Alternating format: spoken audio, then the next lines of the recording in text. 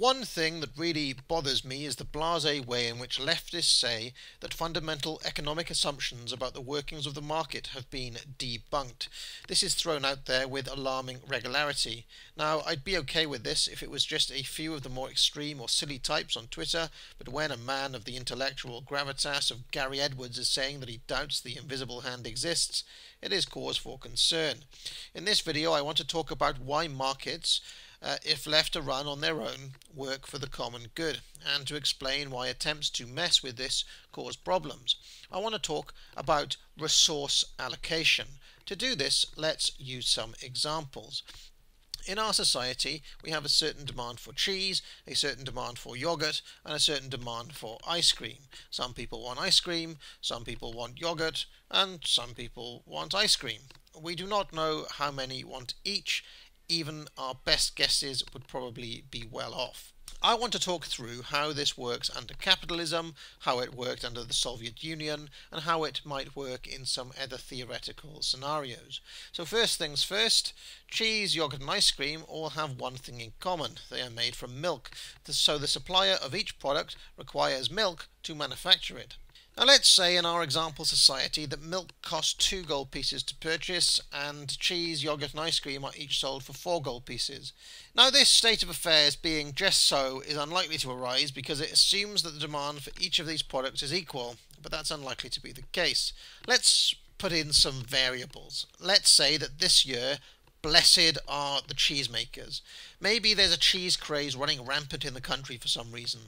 And let's say it's been a particularly cold year, so fewer people than normal want ice cream. So demand increases for cheese and demand drops off for ice cream. In this scenario, it is unlikely that the prices would stay the same. First of all, the milk producers aren't going to be treating all of these producers in an even manner anymore. They stand to make much more money with the cheese makers than the yogurt or the ice cream makers. So the cheese makers get first dibs, first bidding on the milk for the best price. So the cheese makers get to retain the same low cost as before, but this pushes up the price of the yogurt makers and the poor old ice cream makers. And this means if they want to stay in business, they have to put up the price of yogurt and ice cream. But in this situation, the cheesemakers may start to think they have a captive market and so might sneak up the price of cheese. But at the same time, the yogurt and the ice cream makers figure that if they are ever going to increase demand again, they need to take a hit and drop their prices, and so they do. And now, cheese costs too much for some of the new fair weather cheese fans, or maybe the fad has simply died down, and so demand for cheese decreases. And meanwhile, the new low prices of yogurt and ice cream attract new customers for those goods. And now the power dynamics between the cheesemakers, not quite so blessed in this time, the yogurt makers and the ice cream makers is more at a parity, and so they have more bargaining power with the milk producers. And so it goes. This is how prices work and how the market responds to changing demands. It is incredibly dynamic, and best of all for the customer who wants products for the best prices. Best of all, competition within each of the industries will act as a check and balance against prices ever getting extortionate. Let's pretend the cheesemakers decide among themselves to form a cartel and sneakily keep the price of cheese artificially high. It would only take one rogue cheesemaker to slide in and undercut them to take the lion's share of demand and business, which would put all the old cheesemakers out of business. This happened time and time again in the 19th century, as the likes of Milton Friedman and Murray Rothbard will tell you. Cartels don't work in the long run because there'll always be some enterprising chap who spots the gap in the market. I'd recommend reading up on free market cartels if you have the time. They cannot sustain themselves unless they get the government on their side, because the logic of prices which drive up the markets is too fierce. And in fact, I will include a lecture by Murray Rothbard on this in the show notes. Now, in the Soviet Union, they didn't allow the free market to function. Rather than allowing consumer demand and prices to decide what happened, a chap such as this would use various obscure calculations to allocate resources as he saw fit. So you can see he's decided here that yogurt is healthy, so we need lots of that. He's also decided for some reason that no one needs ice cream, and that perhaps following the teachings of Epicurus, we need only a handful of cheese. Sorry, no ice cream for you, comrade. But in practice, this leads to some gross inefficiency, the stockpiling of certain goods regardless of the demands. The central controls don't actually change what people want. So let's say demand for yogurt is massively below what our chap in Moscow projected. Now we've got a warehouse full of yogurt soon to go off on our hands, and this problem just keeps escalating. Всегда на всю номенклатуру продукции цены устанавливались не непосредственно предприятиями, а государственными службами.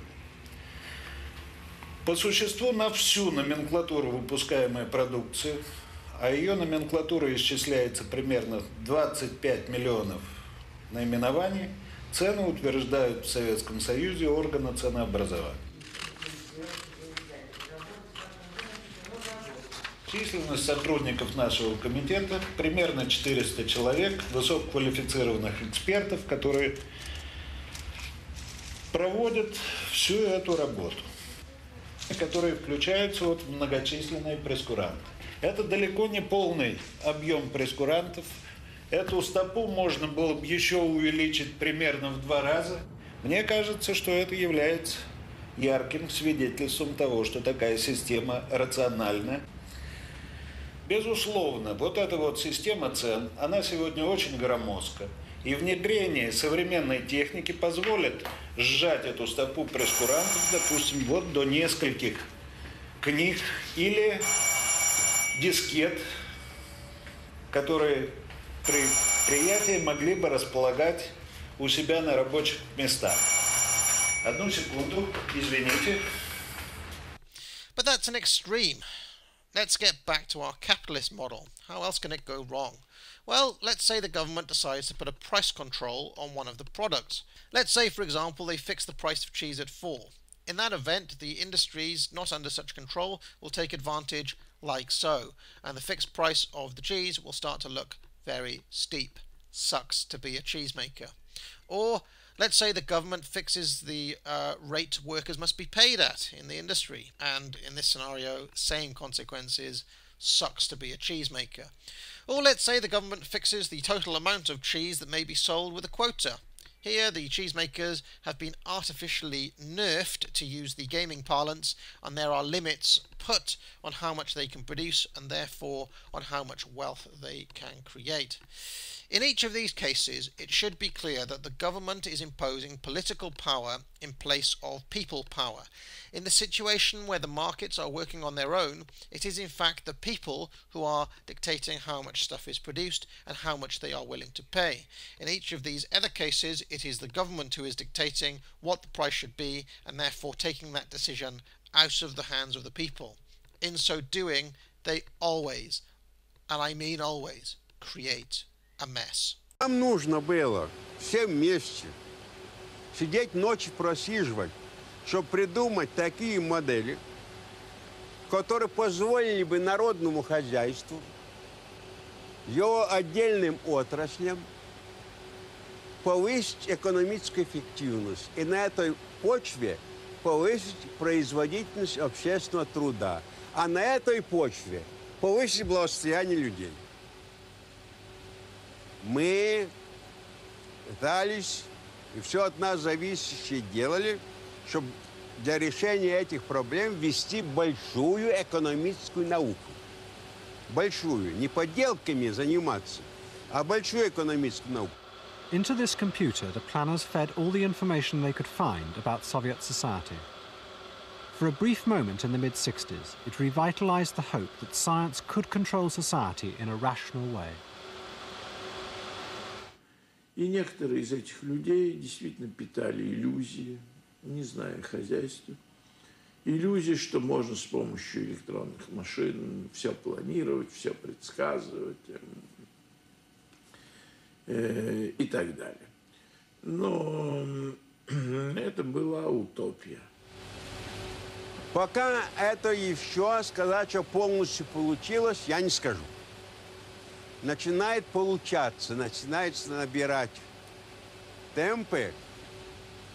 Но пока еще не все реализовано то, что предложено наукой. Почему? Потому что надо, чтобы те, которые реализуют это, надо, чтобы понимали в науке и овладели ее основами.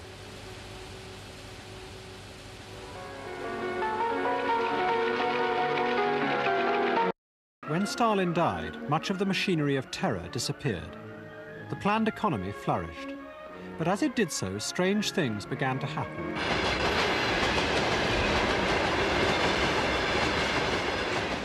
The planners discovered that what seemed rational to them could lead to the oddest behavior. Whole trainloads of output traveled thousands of miles for no reason, simply to fulfill a plan that measured success in tons carried per kilometre. Folk tales about the plan began to circulate.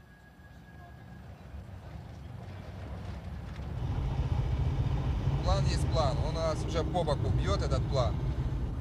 Вот. Значит, счетчик накручивает. Это для того, чтобы план большой, километраж нужно выполнить. Если километраж больше сделаешь, там 400-500 километров, значит тебя наказывают.